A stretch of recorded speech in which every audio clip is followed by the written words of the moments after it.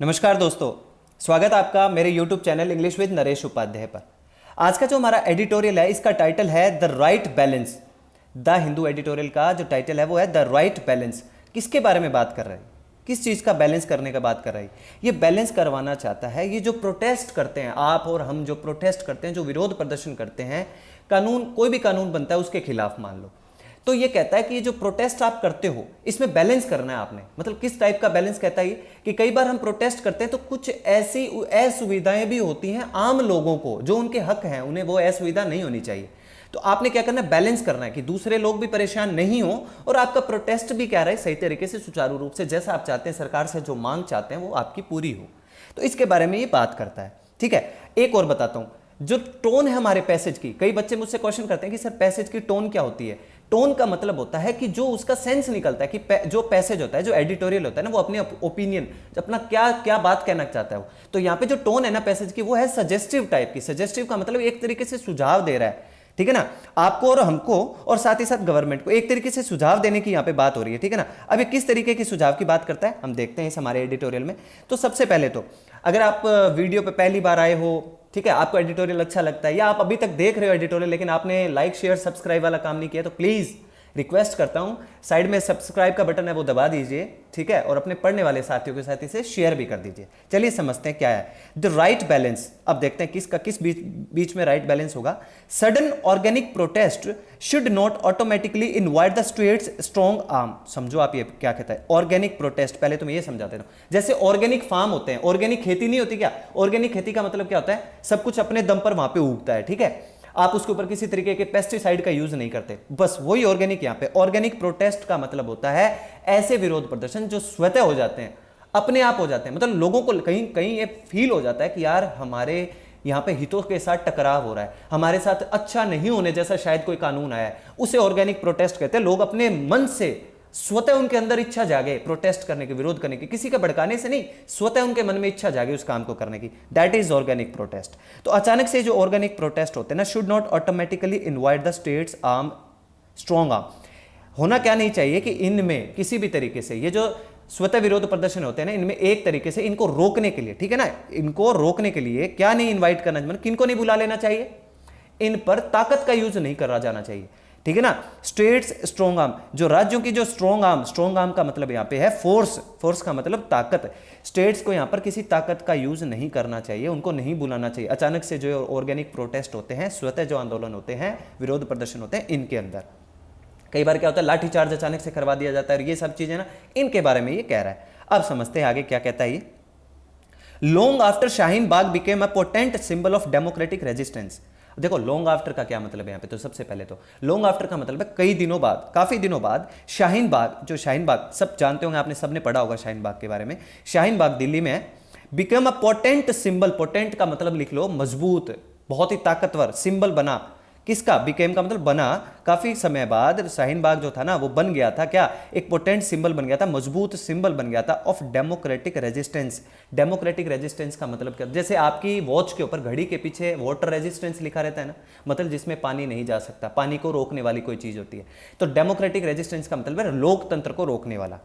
तो शाहीन बाग किसका सिंबल बन गया था, लोकतंत्र को रोकने वाला सिंबल बन गया था। अगेंस्ट किसके खिलाफ, ए डिस्क्रिमिनेटरी लॉ। डिस्क्रिमिनेटरी लॉ का मतलब क्या होता है, भेदभावपूर्ण कानून। मतलब जो कानून आया था ना उसने मतलब जो आपको पता है कौन से कानून के बारे में बात कर रही है, उस कानून को इसने डिस्क्रिमिनेटरी लॉ कहा है, भेदभावपूर्ण लॉ कहा है, ठीक है ना, जिसमें मतलब वो जो आपको पता है शाहीन बाग जो एनआरसी रोज के बारे में कर रहा था, उसको इसने कहा है डिस्क्रिमिनेटिव, भेदभावपूर्ण जो लॉ था उसके खिलाफ जो शाहीन बाग था ना, जो वहां पे प्रोटेस्ट हो रहा था, वो बन गया था एक मजबूत सिंबल बन गया था। डेमोक्रेटिक रेजिस्टेंस का मतलब होता है लोकतंत्र को रोकने वाला। अब ये लोकतंत्र कैसे रुक गया मैं बताऊंगा आपको। देखो, the supreme court has ventured. Ventured का क्या मतलब होता है, वेंचर्ड का मतलब होता है किसी चीज को आप मान लो कोई स्टेप लेते हो, कदम उठाना, सुप्रीम कोर्ट ने कदम उठाया टू होल्ड दैट का मतलब to hold in their mind, अपने ध्यान, उन्होंने इन पे ध्यान दिया, that any such indefinite blockade,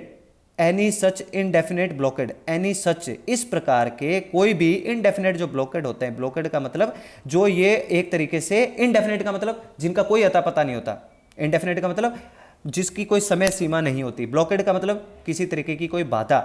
इस प्रकार के जो अनिश्चितकालीन जो बाधाएं आती हैं, ब्लॉकेड होते हैं, ऑफ अ पब्लिक पाथवे, आम रास्ते के, इज अनएक्सेप्टेबल, ये क्या है, अस्वीकार्य, इन्हें स्वीकार नहीं किया जा सकता। अब आपको मैं बताऊं, दिल्ली से जो नोएडा थी ना, उस रोड को बीच में से ब्लॉक कर दिया था शाहीन बाग में। तो शाहीन बाग क्या है, उसी के बीच में पड़ता था, तो वो रोड पूरी ब्लॉक हो गई। ब्लॉक होने की वजह से दिल्ली से नोएडा आने जाने वालों को बड़ा घूम के आना पड़ता था, तो क्या टाइम बड़ा कंज्यूम होता था, बड़ी प्रॉब्लम्स का सामना करना पड़ता था। लेकिन किन को, आम जनता को। तो बस यही बात कर रहा था वो, जो उसने कहा था ना, डेमोक्रेटिक रेजिस्टेंस, लोकतंत्र को रोक दिया ना इसने। लोकतंत्र में उनको भी तो अधिकार है ना कहीं भी आने जाने का, तो वो अधिकार उनका भी तो कहीं ना कहीं बीच में डिस्टर्ब हो रहा है, उसके बारे में बात कर रहा है। And that the administration ought to take action to remove, और साथ ही साथ ये कहता है कि जो एडमिनिस्ट्रेशन है, जो प्रशासन है, जो सरकार है, ought टू टेक, उन्हें लेने चाहिए, ठीक है ना। मॉरल ड्यूटी, मॉरल ऑब्लिगेशन की बात करा है, इसलिए मॉडल इसने ought टू यूज करा है, शुड भी यूज हो सकता था। टू टेक एक्शन, कदम उठाना, टू रिमूव, हटाने के लिए, एनक्रोचमेंट्स, लिख लो एनक्रोचमेंट का। एनक्रोचमेंट का मतलब होता है अतिक्रमण, एंड ऑब्स्ट्रक्शंस, ये ऑब्स्टेकल से ही बना है। जो बाधाएं होती हैं, जो अतिक्रमण होते हैं ना, इनको क्या करने के लिए, रिमूव करने के लिए, हटाने के लिए सरकार को, प्रशासन को क्या करना चाहिए, ought टू टेक एक्शन, कदम उठाने चाहिए। प्लेस्ड ड्यूरिंग सच प्रोटेस्ट, ऐसे प्रोटेस्ट के दौरान जो प्लेस्ड होते हैं, जो घटित होते हैं, क्या ये जैसे जो अतिक्रमण घटित होते हैं और जो बाधाएं घटित होती हैं, इनको हटाने के लिए, रिमूव करने के लिए प्रशासन को कदम उठाने चाहिए। द कोर्ट्स असर्शन, समझ लो ये क्या कहता है, कोर्ट का जो असर्शन था, असर्शन का मतलब जो उनका दावा था, ठीक है ना, कोर्ट ने अपना जो दावा था ना बड़ी ही मजबूती के साथ रखा, वो मेड रखा, असर्शन, जो उनका दावा था बड़ी मजबूती के साथ कोर्ट ने इस पे दबाव दिया कि इवन वाइल, साथ ही साथ उसने एक बात और कही, मतलब इस बात पे भी उन्होंने बराबर दबाव दिया। ऐसा नहीं है कि सिर्फ उन्होंने कहा प्रोटेस्ट को हटा दो, नहीं, कोर्ट ने एक बात के ऊपर और बराबर दबाव दिया, इवन वाइल, कौन सी बात, एप्रिशिएटिंग द एग्जिस्टेंस, उन्होंने एप्रिशिएट किया, एक तरीके से उन्होंने बढ़ाई भी की, the existence of the right to peaceful protest against a legislation. Legislation का क्या मतलब होता है, कोई भी कानून, ठीक है ना, अगेंस्ट का मतलब खिलाफ, प्रोटेस्ट का मतलब वही विरोध प्रदर्शन, तो पीसफुल प्रोटेस्ट का मतलब शांति प्रिय अगर आप कोई विरोध प्रदर्शन करते हो। अब ये यहां पे क्या कहना चाहता है, एग्जिस्टेंस का मतलब कोई चीज जो जिस चीज का अस्तित्व बना रहता है, ठीक है ना, किसी चीज का अस्तित्व जो बना रहता है, उसके बारे में बात ये कर रहा है यहाँ पे। तो इसने कहा, साथ ही साथ कोर्ट ने जो है ना प्रशंसा की कि शांतिप्रिय तरीके से कानून के खिलाफ विरोध होने का अस्तित्व है, ये भी तो बना हुआ ही है ना भाई। कहने का मतलब भाई कोर्ट ने ये भी अप्रिशिएट किया, प्रशंसा करी कि शांतिपूर्ण तरीके से अगर आप विरोध प्रदर्शन करते हो ना किसी भी लेजिस्लेशन के खिलाफ, किसी भी कानून के खिलाफ, इसकी एग्जिस्टेंस है भाई साहब। एग्जिस्टेंस मतलब इसका अस्तित्व भी है, ऐसा नहीं है कि आपको विरोध प्रदर्शन करने के लिए मना किया जा रहा है, नहीं। On the face of it, अब समझो आप इसको क्या कहता है, on the face of it का मतलब अगर ऊपर से हम आंकलन करें, ऊपरी तौर पर देखें, ठीक है ना, ऊपर से देखें तो क्या है, द कोर्ट्स व्यू, जो कोर्ट का जो नजरिया है, arises from a straight forward balancing of to contrasting right. Court का जो नजरिया जो है ना, ये कोर्ट का जो ये सोच जो आई है, अराइजेस फ्रॉम, ये कहां से निकलकर सामने आती है, फ्रॉम ए स्ट्रेट फॉरवर्ड, बिल्कुल सीधे सीधे, बैलेंस करना, संतुलन बनाना, दो कॉन्ट्रास्टिंग राइट, जो दो विरोधाभासी जो अधिकार हैं, ठीक है ना, दो जो विरोधाभासी अधिकार है ना, उनकी बात करता है कोर्ट। क्या कहता है, the right to protest and the right to free movement, उनके बीच में बैलेंस करवाना चाहता है। जो टाइटल है ना वो यहाँ पे क्लियर होता है हमारा कि राइट टू प्रोटेस्ट, आपको प्रोटेस्ट करने का, विरोध प्रदर्शन करने का अधिकार है, no doubt, and the right to free movement, और आपको कहीं भी इधर उधर आने जाने का भी तो अधिकार है, इसको कौन रोक सकता है। तो इनके बीच में क्या बैलेंस करना चाहिए, लोगों को परेशानी नहीं होनी चाहिए, आप चाहे कोई भी विरोध प्रदर्शन करो, आम जनता को प्रॉब्लम नहीं होनी चाहिए। आगे देखते हैं, हाउएवर, फिर भी, अ मूट क्वेश्चन, एक गंभीर प्रश्न है। मूट क्वेश्चन का मतलब एक बहुत ही गंभीर प्रश्न है, वो क्या है, is whether the manner and content of a protest should always conform to forms deemed acceptables by the law. समझो आप, एक गंभीर प्रश्न है कि क्या हमेशा ही द मैनर, जो तरीका है, एंड द कंटेंट, जो भी सामग्री, जो भी उसमें मुद्दे, जो भी बातें शामिल रहती है, किसकी, ऑफ ए प्रोटेस्ट, एक विरोध प्रदर्शन में जो भी मैनर, जो उसका तरीका होता है, जो जो कंटेंट उसमें शामिल रहते हैं, शुड ऑलवेज, हमेशा होने चाहिए, क्या क्या, कॉन्फॉर्म। कॉन्फॉर्म का क्या मतलब निकल के आ रहा है, कॉन्फॉर्म का यहाँ पे मतलब ये ऐसे निकल के आता है कि ये यहाँ पे ये कहना चाहता है कि ये हमेशा अनुरूप होने चाहिए। कॉन्फॉर्म का मतलब अनुरूप होने चाहिए टू फॉर्म्स, जो भी नियम बने रहते हैं। अरे भाई आप फॉर्म भरते हो तो फॉर्म में आपको बोला जाता है कि यहाँ पे अपनी ईमेल आईडी डालो, वहां पे आप मोबाइल नंबर डालते हो क्या, और जहां पे मोबाइल नंबर का बोला होता है वहां पे ईमेल आईडी डालते हो क्या, नहीं ना। आप उस फॉर्म के अकॉर्डिंग चलते हो, मतलब जो नियम उन्होंने सेट कर रखा है, जो जो रेगुलेशंस बना रखे हैं उसके अकॉर्डिंग ही काम करते हो ना। बस वो यही कह रहा है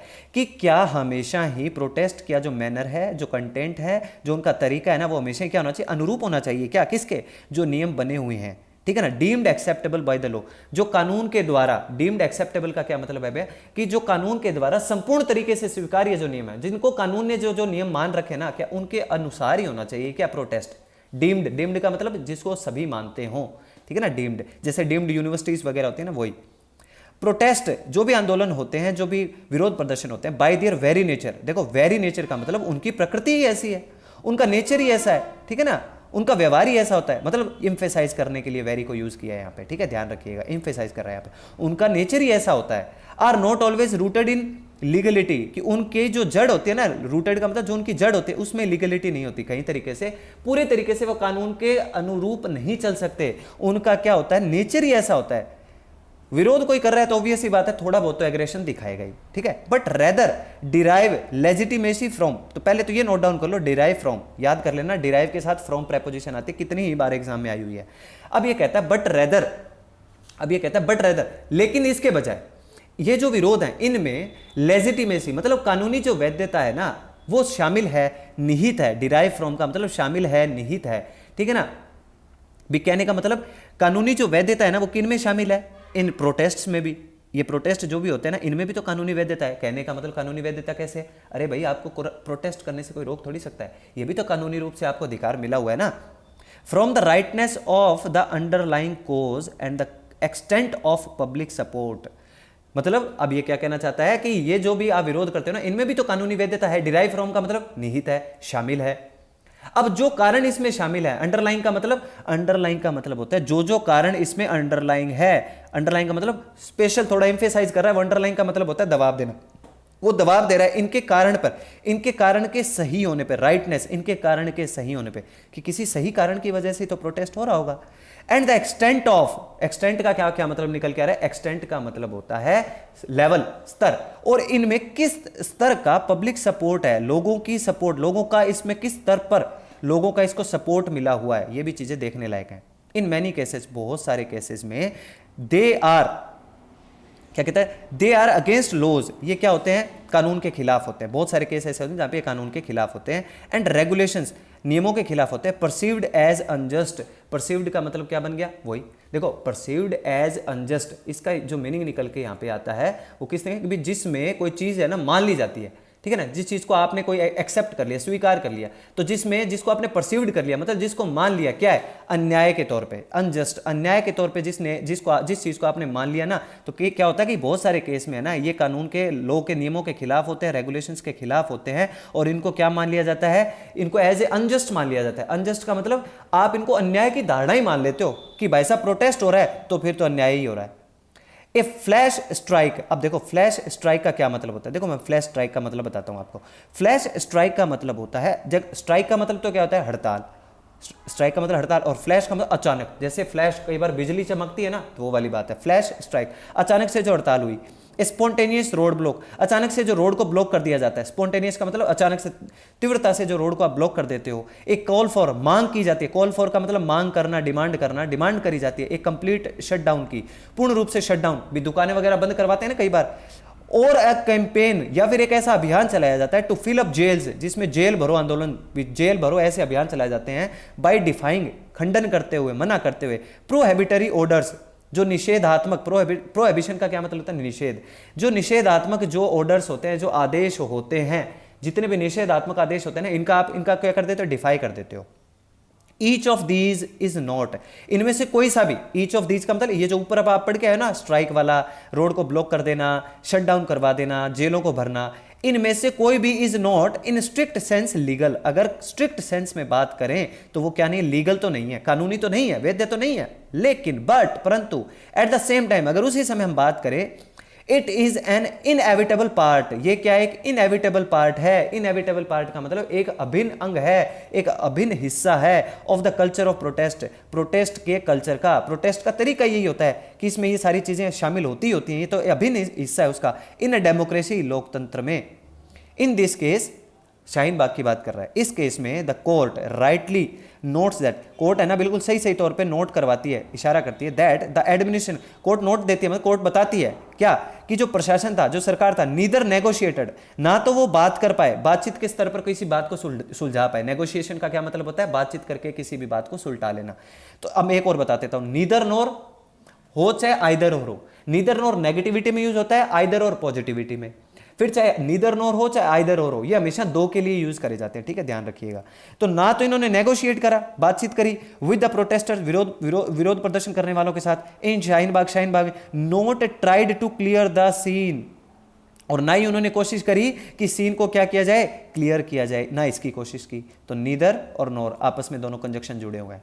एनी फाइंडिंग दैट, अब देखो एनी फाइंडिंग दैट का क्या मतलब बनता है यहाँ पे, एनी फाइंडिंग दैट का मतलब होता है अगर कोई भी बात सामने आती है, तो एनी फाइंडिंग दैट का मतलब अगर कोई बात आपके इन फ्रंट ऑफ आती है, सामने आती है, दैट कि एक पीसफुल प्रोटेस्ट, एक शांतिप्रिय कोई प्रोटेस्ट हो रहा है, हैड कंटिन्यूड टू लॉन्ग, बहुत लंबे समय तक चल रहा है, और इन अ प्लेस, या फिर एक ऐसे स्थान पर है वो जो डीम्ड इनकन्वीनियंट, इनकन्वीनियंट का मतलब है असुविधाजनक, जिसे माना गया, डीम्ड इनकन्वीनियंट का मतलब जिसे असुविधाजनक माना गया है, टू अदर्स, दूसरों के लिए।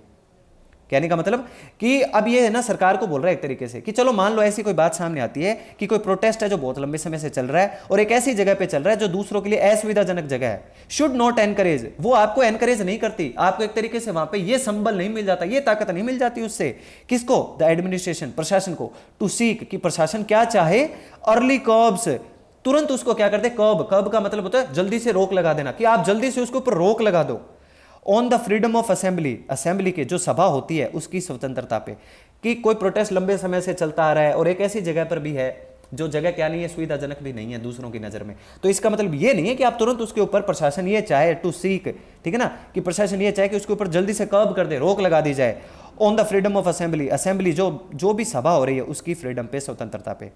आफ्टर द पेंडेमिक, जो पेंडेमिक हुआ, जो वैश्विक महामारी हुई ना, इसके बाद लेड टू, ये कारण बनी, to the end of the protest, इस प्रोटेस्ट के एंड होने का, इस प्रोटेस्ट के खत्म होने का कारण कौन बना था, ये पेंडेमिक, वैश्विक महामारी बनी थी। आपको पता है शाहीन बाग में जो प्रोटेस्ट हो रहा था उसे हटा दिया गया था जैसे ही कोरोना अपने पीक पे था।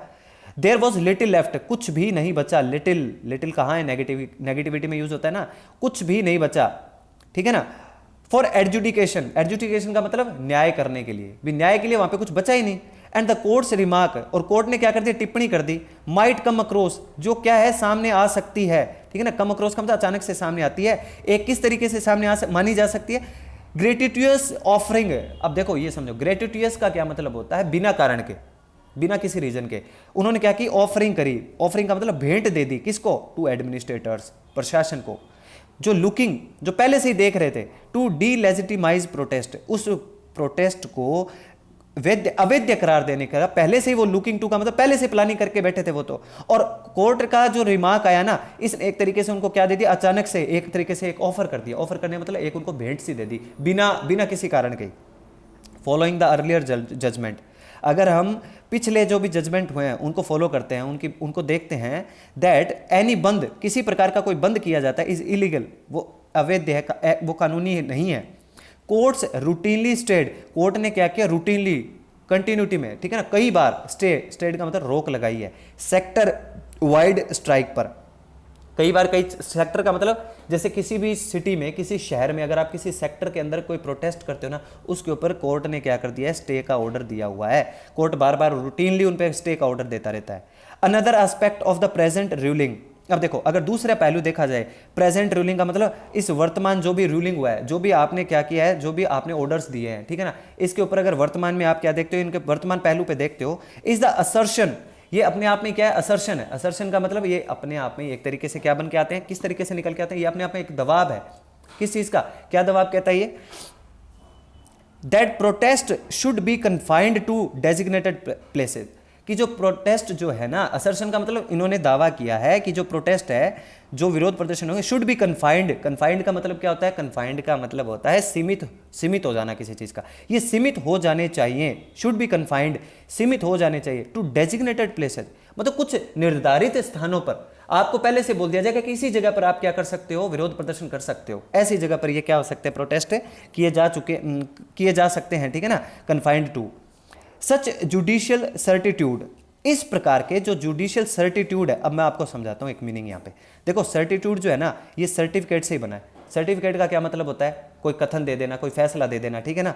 तो इस प्रकार के जो कानूनी जो सर्टिट्यूड मिलते हैं, जो फैसले मिलते हैं, मे एंड वो खत्म कर देते हैं undermining the larger democratic need. Undermining का मतलब यहाँ पे क्या है? इनसे कम हो सकता है, ठीक ना, ये खत्म कर सकते हैं क्या? Undermining the larger democratic need, जो लोकतांत्रिक जो जरूरत है उसको क्या कर सकते हैं? उसके महत्व को कम कर सकते हैं, ठीक है ना। For public expressions of dissent in a manner and place. अब देखो पब्लिक का जो एक्सप्रेशन है, पब्लिक के जो भाव, जो अभिव्यक्ति उनकी होगी, इसको एक तरीके से वो क्या कर सकते हैं? सीमित कर सकते हैं। अंडरमाइनिंग का मतलब एक लेवल पे ही ला देंगे, उनके महत्व कम कर देंगे। पब्लिक एक्सप्रेशंस का महत्व वो क्या कर देंगे? कम कर देंगे। Of dissent in a manner, जो कि अपने आप में क्या होगा? एक मैनर में डिसेंट भी होगा, मतलब सही तरीके से होगा। डिसेंट होता है ना, सही तरीके से होगा, अपने मैनर में, अपने तरीके में। एंड प्लेस, और वो स्थान, that would be most effective, और ऐसी कोई जगह जो क्या होती है? उनके लिए बहुत ही ज्यादा इफेक्टिव होती, वुड बी। भाई कहने का मतलब, अगर आपको विरोध प्रदर्शन करते हो और आपको शहर के बाहर कह दे कि वहां पे जाकर आप अपना प्रोटेस्ट करो, तो एक बात बताइए, आपको जब तक लोग नहीं देखेंगे, आपके प्रोटेस्ट के बारे में लोगों को पता नहीं चलेगा, तब तक ये क्या इफेक्टिव रहेगा? क्या नहीं रहेगा। तो यही कह रहा है, लोगों के एक्सप्रेशन को ये क्या कर देगा? एक तरीके से अंडरमाइन कर देगा, मतलब उनका महत्व भी कम हो जाएगा। While notified demonstrations are subject to regulations regarding time and space। अब ये एक बात कहता है कि जबकि अगर हम बात करें, मुख्य रूप से ध्यान दें, नोटिफाइड का मतलब, अगर आप थोड़ा फोकस करो डेमोन्स्ट्रेशंस पे, डेमोन्स्ट्रेशन का मतलब ये जो भी चीजें आप सामने लाते हो, डेमो करना, ठीक है ना, डेमोन्स्ट्रेशन करना, लोगों के सामने लाना, किस चीज का डेमोन्स्ट्रेशन करना? आर सब्जेक्ट, ये अधीन है टू रेगुलेशंस, नियमों के अधीन होते हैं। ये जो भी डेमोन्स्ट्रेशन आप करते हो, जो चीजें लोगों के सामने लाते हो, ये नियमों के सब्जेक्ट टू, अधीन होते हैं। रिगार्डिंग टाइम एंड स्पेस, मानते हैं कि इसमें किस चीज का ध्यान रखना चाहिए? टाइम का भी और स्पेस का भी, जगह का भी। It may not be possible, ये संभव नहीं हो सकता, टू एक्सटेंड, बढ़ा देना, the same to spontaneous organic and leaderless protest driven by a cause, कि ये संभव नहीं हो सकता। क्या संभव नहीं हो सकता? कि आप बढ़ा दो, एक्सटेंड कर दो, बढ़ा दो, इस सेम बिल्कुल इस ऐसा कैसा? स्पॉन्टेनियस, ऐसा भव्य, शानदार, ऑर्गेनिक मतलब पहले से जो निश्चित नहीं है, मतलब स्वतः ही जो विरोध प्रदर्शन हो जाए उसको, एंड लीडरलेस, जिसमें कोई नेता ही नहीं हो, ऐसे किसी अभियान को आप नहीं कर सकते। क्या नहीं कर सकते? बढ़ा नहीं सकते। ऐसे किसी अभियान को आप लंबे समय तक नहीं चला सकते। ड्राइवन बाई कोज, जो किया जाता है, ड्राइवन बाई ए कोज, किसी कारण के द्वारा किया जाता है, जिसके पीछे कोई ना कोई कारण रहता है। The ruling should not form the basis for suppression of such protest by the force of state. अब देखो ये क्या कहता है, ये जो कानून है, ठीक है ना, इस कानून में शुड नॉट फॉर्म, इसमें क्या नियम नहीं बन जाने चाहिए? किस चीज के नियम नहीं बन जाने चाहिए? फॉर्म का नियम नहीं बन जाने चाहिए। द बेसिस, की आधार ना बन जाए, फॉर सप्रेशन, दबाने का, कुचलने का कहीं ये बेसिस ना बन जाए, आधार ना बन जाए। क्या? ये जो आपका आदेश है, जो आपका जो फैसला है, ऑफ सच प्रोटेस्ट, इस प्रकार के विरोध प्रदर्शनों का, by the force of the state, जो स्टेट की जो ताकत है, मतलब पुलिस वगैरह है, इनको ये कहीं अधिकार ना मिल जाए, किसका? इसे सप्रेस करने का, दबाने का, कि किसी ने बेचारे ने प्रोटेस्ट करना शुरू किया नहीं, कि उससे पहले आपने लाठीचार्ज कर दिया, दबा दिया उनको। बोथ प्रिंसिपल, दोनों सिद्धांत, the need for balance between the right to protest and the right to free movement, जो दोनों सिद्धांत हैं, कौन से? कि आप बैलेंस करना चाहते हो, बैलेंस की जरूरत है राइट टू प्रोटेस्ट के बीच में, ठीक है ना, विरोध करने के जो अधिकार हैं आपको उसके बीच में, और जो आपको कहीं भी आने जाने का जो राइट मिल रहा है, अधिकार है, उनके बीच में। एंड द रूल, और वो नियम, that protest should take place at designated spots, और वो नियम जिसमें क्या होगा कि विरोध प्रदर्शन शुड टेक प्लेस, वो होंगे, टेक प्लेस का मतलब घटित होंगे, एट डेजिग्नेटेड स्पॉट्स, जो पूर्व निर्धारित जो भी स्पोर्ट्स होंगे, जो जगह होंगी, वहीं पे होंगे। Are salutary from, salutary from का मतलब होता है फायदेमंद होना, salutary from an administrative point of view, प्रशासन के दृष्टिकोण से तो ये बहुत ही सैल्यूटरी है, लाभदायक है। प्रशासन को तो बिल्कुल प्रॉब्लम नहीं होगी कि उसे एक ही जगह का उनको पता होगा कि जो प्रोटेस्ट हो सकता है वो कहाँ पे हो सकता है, तो प्रशासन वहाँ पे पहले ही कुछ ना कुछ अपनी व्यवस्थाएं कर लेगा। But these can not become unquestionable axiom, लेकिन ये क्या नहीं बन सकते? अनक्वेश्चनेबल, जिन पे प्रश्न नहीं उठाया जा सकता, ऐसे एक्सियोम नहीं बन सकते। देखो एक्सियोम का मतलब अगर आप गूगल पे सर्च करोगे ना तो आपको मिलेगा सुक्ति, ठीक है ना। सुक्ति का मतलब जैसे आप पढ़ते हो ना कि वेदों में ये सुक्तियां लिखी हुई हैं, तो आप उनको बदल थोड़ी सकते हो, ठीक है ना। तो यहां पे इसका मतलब क्या है कि आप ये कहता है कि ये ऐसे प्रश्न नहीं है कि आप इनको एक्सियोम के इस तरीके की सुक्तियां नहीं कि इनके ऊपर आप अनक्वेश्चनेबल प्रश्न नहीं उठा सकते। ये ऐसी चीज नहीं है जिसको आप हटा नहीं सकते, जिसको मिटाया नहीं जा सकता, जिसको टाला नहीं जा सकता, ठीक है ना। ये ऐसी सुक्तियां नहीं है। To the point of rendering any and all protest that cause inconvenience to others the target of the strong arm of the state. अब देखो ये क्या कहता है, पहले तो मैं आपको मीनिंग बता देता हूं। इनकन्वीनियंस का मतलब वही असुविधाजनक, रेंडरिंग का मतलब लिख लो। अब रेंडरिंग का मतलब होता है बन जाना, ठीक है ना।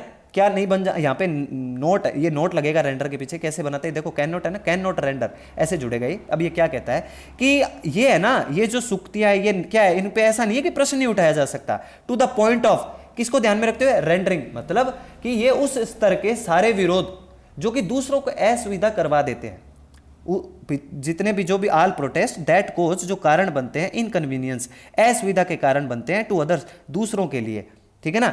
इस कहीं है ना, ये इस तरीके के जो है ना आपके सारे के सारे जो विरोध है, ये कहीं है ना क्या ना बन जाए, ठीक है ना, कैन नॉट बिकम, ये क्या ना बन जाए, द टारगेट, टारगेट ना बन जाए, निशाना ना बन जाए, of the strong arm of the state, जो राज्य की जो स्ट्रॉन्ग आर्म है, जो फोर्स है, कहीं उसका निशाना ना बन जाए, उस फोर्स का निशाना ना बन जाए, इस बात का भी आपको ध्यान रखना है।